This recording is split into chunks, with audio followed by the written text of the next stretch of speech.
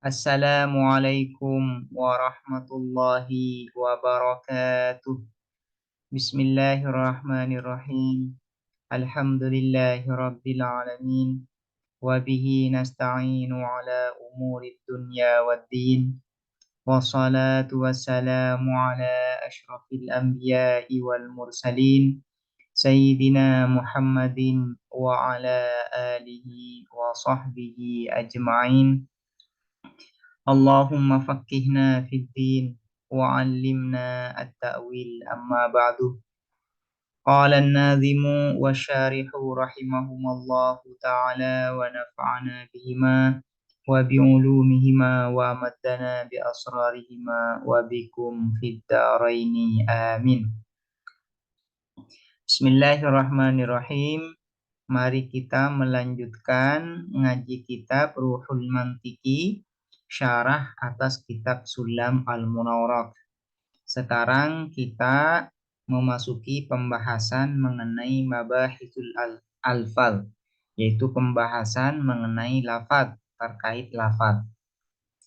Sebelum memasuki bait, yaitu sebelum membaca bait dari kitab Sulam Al-Munawwarah ini, saya akan menjelaskan terlebih dahulu pembagian terkait lafaz dari aspek pemakaiannya. Lafaz ditinjau dari aspek pemakaiannya dibagi menjadi dua. Pertama, yaitu disebut dengan lafaz mustakmal. Yang kedua, disebut dengan lafaz muhmal. Yang disebut dengan atau yang dimaksud dengan lafaz mustakmal adalah lafaz yang digunakan untuk menunjuk pada makna tertentu. Itu disebut dengan lafaz mustakmal. Misalnya, nama Zaid. Zaid ini untuk menunjuk pada makna tertentu, yaitu untuk menunjuk orang yang memiliki nama Zaid. Itu adalah makna dari lafaz Zaid atau makna dari nama Zaid. Lafaz Zaid ini disebut dengan lafaz mustakmal. Kenapa? Karena dia menunjuk pada makna tertentu. Sementara yang kedua yaitu lafaz muhmal. Lafaz muhmal ini yaitu lafaz yang tidak digunakan, artinya yang tidak dipakai. Nah, suatu lafaz disebut dengan muhmal apabila lafaz tersebut tidak menunjuk pada makna tertentu. Artinya tidak memiliki makna. Misalnya lafaz dais. Dais ini adalah susunan terbalik dari lafaz zaid. Lafaz dais ini tidak menunjuk pada makna tertentu, tidak memiliki arti tertentu. Karena itu lafaz dais ini disebut dengan lafaz muhmal. Nah, setelah menjelaskan mengenai pembagian lafaz dari segi pemakaiannya ini, mari kita membaca bait musta'malul alfadhi haitsu yujadu imma murakkabun wa imma mufradu fa awwalun ma dalla juz'u ala juz'i ma'nahu bi aksi matala juz'i ma'nahu bi aksi matala. Musta'malul alfadhi, adapun lafaz yang digunakan, maksudnya lafaz mustakmal, sebagaimana penjelasan barusan, lafaz mustakmal itu adalah lafaz yang menunjuk pada makna tertentu. Artinya lafaz yang memiliki makna, itu yang disebut dengan mustakmalul alfaz atau al-alfaz al-mustakmalah. Haitsu yujadu, sekiranya ditemukan atau dijumpai apa mustakmalul alfaz, imma murakkabun, ada kalanya ialah murakkab, wa imma mufraduh, dan ada kalanya ialah mufrad. Jadi lafaz mustakmal itu dibagi menjadi dua, ada yang murakkab, ada yang mufrad. Fa awwalun, maka adapun yang pertama Yang dimaksud yang pertama ini adalah murakkab. Ma adalah sesuatu, isinya ma ini adalah lafadz. Dalla yang menunjukkan juz'uhu apa bagian ma ala juzui maknahu atas bagian maknanya ma biaksi matala dengan kebalikan sesuatu ya, dengan kebalikan sesuatu tala yang mengiringi apa ma, tala yang mengiringi atau mengikuti apa ma. Mustakmaluh, adapun lafadz mustakmaluh, mubtadaun adalah mubtada, menjadi mubtada, mudhafun posisinya juga sebagai mudhaf. Al-alfadhi, adapun lafadz al-alfadhi, mudhafun ilaihi adalah menjadi mudhaf ilaih dari mudhaf mustakmal. Haitsu, adapun lafadz haitsu dzarfun adalah dzaraf. Yujadu ai al-mustakmalu, ini naibul fa'il dari yujadu ini adalah al-mustakmal, mustakmalul alfad. Imma, adapun imma harfu tafsilin adalah huruf tafsil, yaitu huruf untuk memerinci.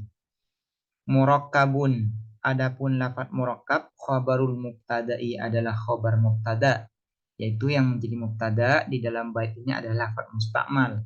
Jadi murakkab ini menjadi khabar dari lafadz mustakmal. Wa imma mufraduh, dan adapun lafadz imma mufraduh ma'tufun adalah diatofkan ala murakkab atas lafadz murakkab. Fa awalun, maka adapun lafadz awal mubtadaun adalah mubtada, ai al murakkab, isi atau yang dimaksud dengan awal ini adalah murakkab, lafadz murakkab. Ma, adapun ma ismu mausulin khabarun, ia adalah isim mausul menjadi khabar. Dalla, adapun lafadz dalla silatuma adalah silah dari isim mausul ma. Juz'uhu, adapun lafadz juz'uhu fa'ilun adalah menjadi fa'il dari lafadz dalla. Ala juz'i, adapun lafadz juz'i jarun adalah jar, wa majrurun dan majrur ya. Artinya susunan jar majrur. Bidhammiz zai, dengan dhammahnya zai, za-nya dibaca dhamma, lil wazni karena wazan syair, walugatin ya, dan juga ada sebuah bahasa ya. Kama qora, sebagaimana membaca bihi dengan ma atau bidhammiz zai ini. Syu'bah, siapa Syu'bah, min riwayati Asim, dari riwayat Asim. Jadi selain karena wazan syair, juga karena memang sebagian ulama membaca, memang ada sebagian ulama yang membaca juzui dengan dhammah, bukan dengan sukun. Dengan dhammahnya huruf za, bukan dengan sukun. Muta'alliqun, ala juz ini muta'alliqun berta'alluq bidallah dengan lafadz dallah. Juz'u, adapun juz'i, adapun lafadz juz'i mudhafun adalah menjadi mudhaf. Makna, adapun lafadz makna mudhafun ilaihi adalah menjadi mudhaf ilaih. Wa makna, dan lafadz makna mudhafun juga menjadi mudhaf. Hu, adapun lafadz hu yaitu dhamir hu mudhafun ilaihi adalah menjadi mudhaf ilaih. Biaksi, adapun lafadz biaksi muta'alliqun ialah berta'alluq bimahdhufin dengan lafadz yang dibuang, halin ya, menjadi hal. Halin menjadi hal, hala kaunihi ay hala kaunihi biaksi matala. Wa aksi, adapun lafadz aksi mudhafun adalah menjadi mudhaf. Ma, adapun ma ismu mausulin mudhafun ilaih adalah isim mausul menjadi mudhaf ilaih. Tala ai tabi'ahu, mengikuti apa ma ya.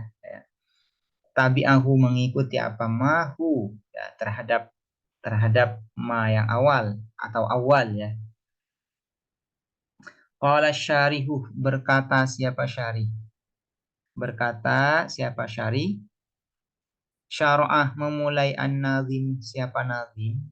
Fi dzikri mabahitsil alfadhi, di dalam menjelaskan pembahasan-pembahasan lafaz.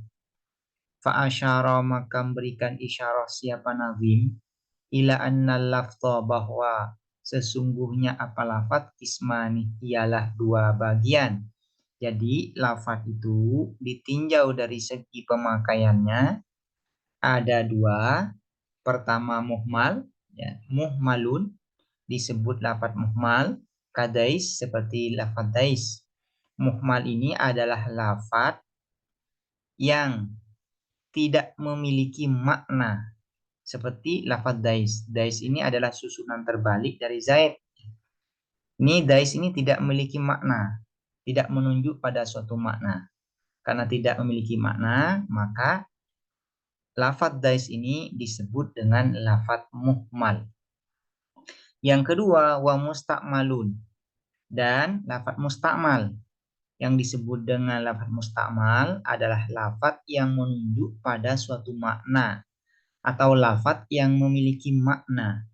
Kazaidin seperti lafaz Zaid. Zaid ini memiliki makna, menunjuk pada suatu makna, yaitu pada orang atau pada pemilik nama Zaid. Itu makna dari nama Zaid, dari lafaz Zaid. Wa ahmalah dan mengabaikan siapa nazim minhuma dari keduanya muhmal wa musta'mal. Al-muhmalah mengabaikan al-muhmalah pada lafaz muhmal. Wa dzakara dan menyebutkan siapa nazim minhuma dari keduanya muhmal wa musta'mal al-musta'mal pada lafaz musta'mal. Jadi yang disebutkan oleh nazim hanya lafaz musta'mal saja. Sementara lafaz muhmal tidak disebutkan oleh nazim.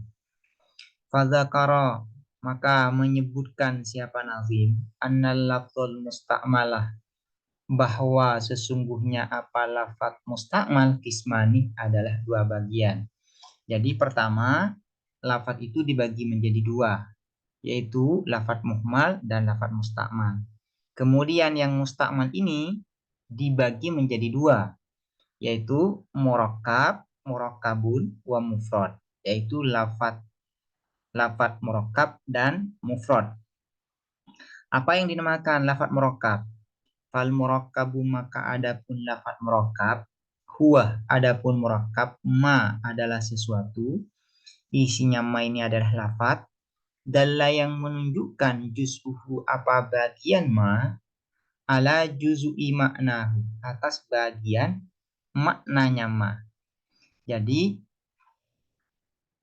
yang dinamakan lafaz murakkab itu adalah lafaz yang bagian-bagian dari lafaz itu menunjuk pada sebagian makna dari makna keseluruhan.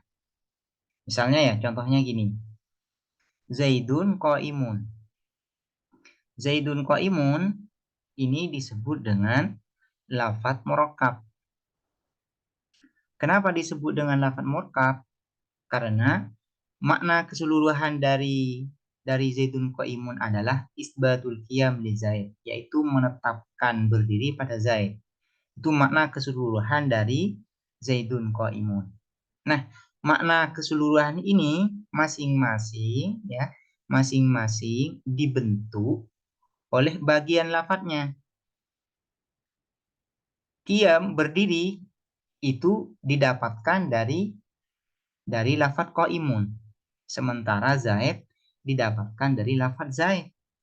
Sehingga bagian lafadz ini menyumbang sebagian makna dari keseluruhan makna keseluruhan makna Zaidun qaimun, maka bagian-bagian lafadznya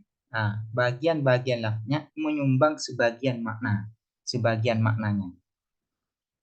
Berdiri didapat dari lafadz qaimun, sementara Zaid didapat dari lafadz Zaid, sehingga susunan Zaidun qaimun ini ya menyumbang bagian makna dari makna keseluruhan dari lafadz Zaidun qaimun. Contohnya lagi misalnya ya, Kitab Zaidun, kitab Zaid. Makna keseluruhan dari Kitab Zaidun ini adalah kitab Zaid atau kitab milik Zaid. Nah, Makna keseluruhan ini sebagian disumbang oleh atau didapatkan dari lafaz kitab. Nah, sebagian lagi didapat oleh Zaid. Sehingga masing-masing dari Kitabu Zaidun ini menyumbang bagian makna dari makna keseluruhan. Nah, karena itu ini disebut dengan lafaz murakkab. Disebut dengan lafaz murakkab. Zaidun qaimun itu disebut dengan lafaz murakkab. Kitabu Zaidin juga disebut dengan lafaz murakkab. Nah, murakkab ini kemudian ya dibagi lagi menjadi dua. Wahwa dan adapun murakkab ismani adalah dua bagian. Takidi wa khabari. Ada takidi wa khabari dan khabari. Yang disebut dengan takidi itu adalah al-kalimatu tsaniyatu fihi qaidan lil awal. Yaitu susunan lafaz yang mana lafaz yang kedua menjadi ikatan atau menjadi qaid pada kata yang pertama. Itu disebut dengan murakkab takyidi. Misalnya ya, kitab Zaidin, kitab Zaid. Nah, kalimat kedua dari kitab Zaidin ini yaitu lafaz Zaid menjadi qaid ya, menjadi qaid bagi kata yang pertama yaitu kitab. Nah, kemudian takyidi ini dibagi menjadi dua ya. Ini karena ini tidak disebutkan oleh syarih ya. Takyidi ini kemudian dibagi menjadi dua. Ada takyidi wasfi yaitu susunan sifat dan mausuf ya atau mausuf dan sifatnya. Misalnya ya al hayawanun natik itu disebut dengan takyidi wasfi. Nah, takyidi wasfi. Dan yang kedua, takyidi idhofi, yaitu susunan mudhof dan mudhof ilaih. Misalnya seperti yang disebutkan barusan, Kitabu Zaid. Itu disebut dengan takyidi idhofi. Yang kedua, pembagian murakkab yang kedua adalah khabari. Ya, adalah khabari. Fatakidi maka adapun murakkab takidi nahu al-hayawanun natik yaitu seperti al-hayawanun natik. Ya, ini takidi wasfi ya. Susunan sifat dan mausuf. Wahuwa dan adapun takidi al-mufiduh ialah yang memberikan faidah fiktisabit tasawuri di dalam memperoleh pengetahuan yang bersifat tasawur. Jadi takidi, murakkab takidi, baik yang takidi wasfi maupun takidi idhofi itu termasuk pengetahuan yang bersifat tasawur. Ya. Jadi tasawur bukan tasdiki. Fahuwa maka adapun takidi fi kuwatil mufradi ialah berada di dalam kekuatan mufrad, lafaz mufrad. Jadi murakkab takidi ini posisinya sama seperti lafaz mufrad, yaitu sama-sama memberikan pengetahuan yang bersifat tasawur, gambaran saja, bukan termasuk pengetahuan yang bersifat tasdik. Nah, bersifat tasdik atau yang memberikan penghukuman. Nah, jadi al-hayawanun natik itu tasawur, ya tasawur. Kitabu Zaidin misalnya contohnya yang barusan Kitabu Zaidin itu juga tasawur karena di sana tidak ada penghukuman. Al-hayawanun natik juga tasawur karena di sini tidak ada penghukuman.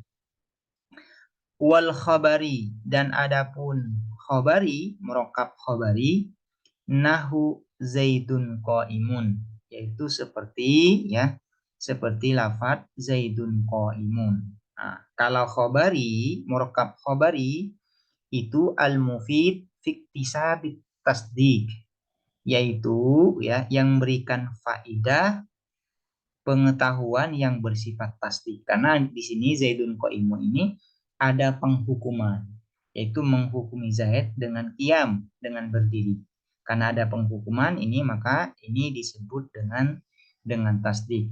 Mengenai tasawur dan mengenai tasawur dan tasdik sudah dijelaskan sebelumnya ya, apa itu tasawur, apa itu tasdik.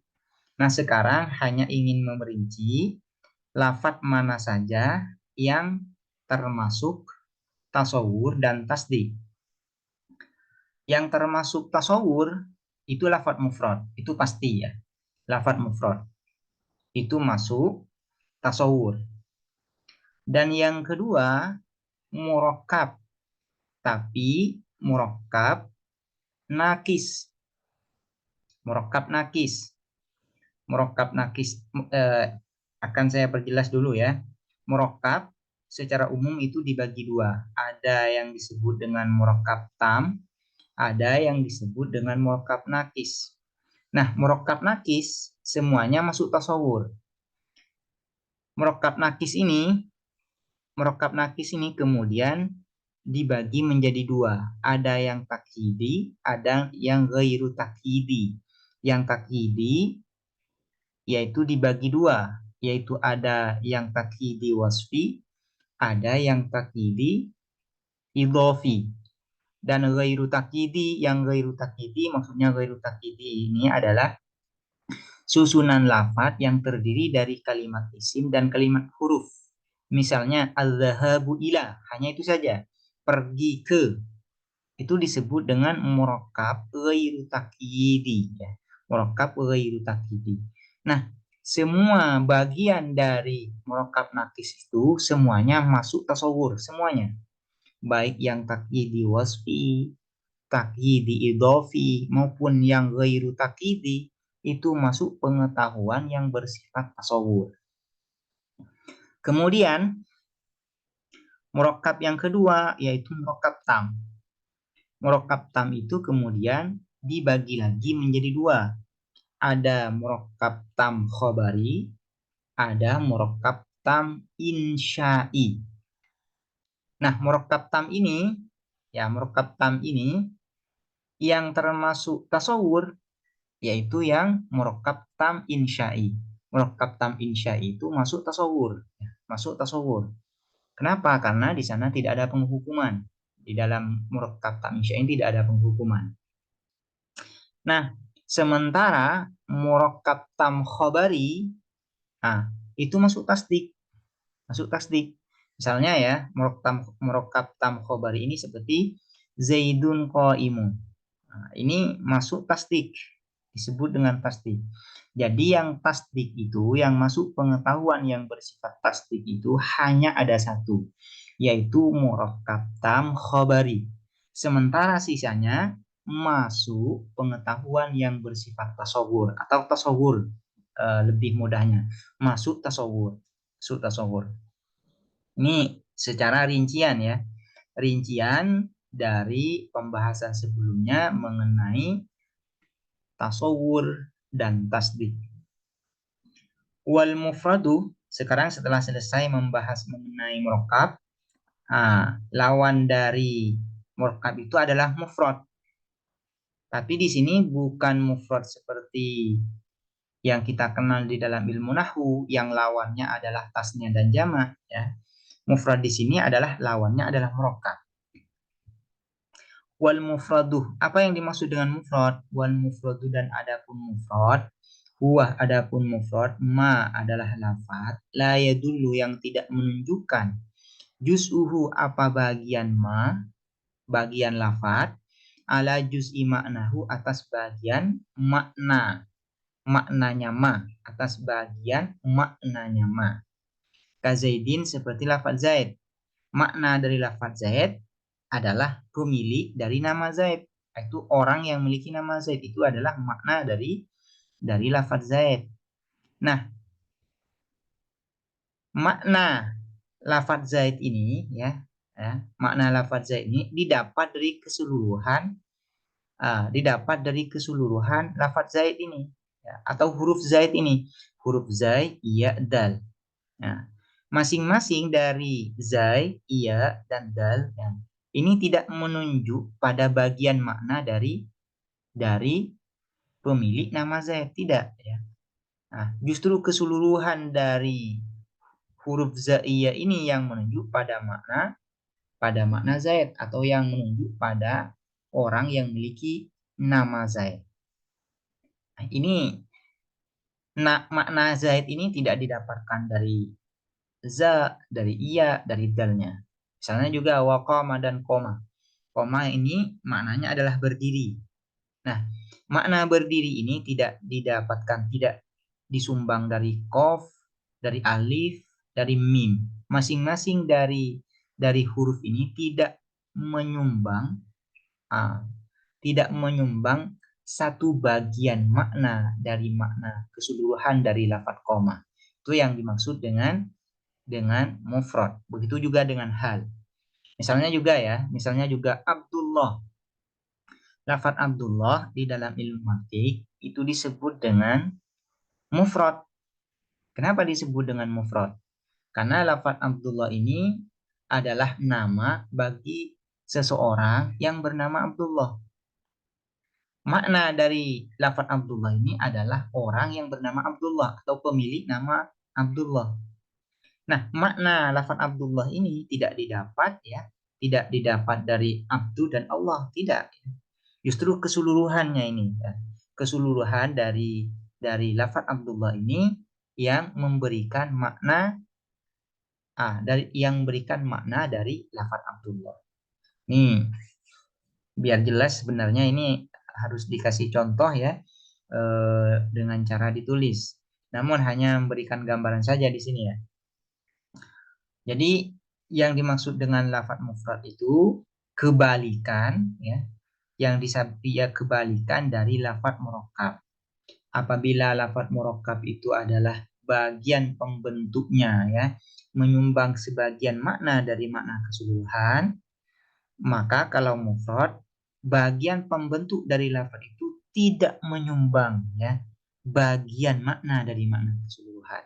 Itu yang disebut dengan lafadz mufrad ya. Misalnya juga ini tidak terbatas pada mufrad di dalam ilmu nahwu. Misalnya ya, Zaidun itu kan mufrad dalam ilmu nahwu. Misalnya kalau tasniyah, misalnya Zaidani.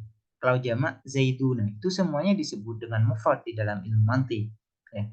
Semuanya disebut dengan lafadz mufrad di dalam ilmu mantik. Berbeda di dalam ilmu nahwu, kalau Zaidani itu disebut dengan tasniyah. Sementara Zaidunah disebut dengan jamak. Dalam ilmu mantik, baik Zaidun, Zaidani, Zaiduna, semuanya masuk kategori lafadz mufrad. Masuk kategori lafadz mufrad. Demikian penjelasan mengenai pembahasan mengenai lafadz ya, semoga dapat dipahami dan bermanfaat. Assalamualaikum warahmatullahi wabarakatuh.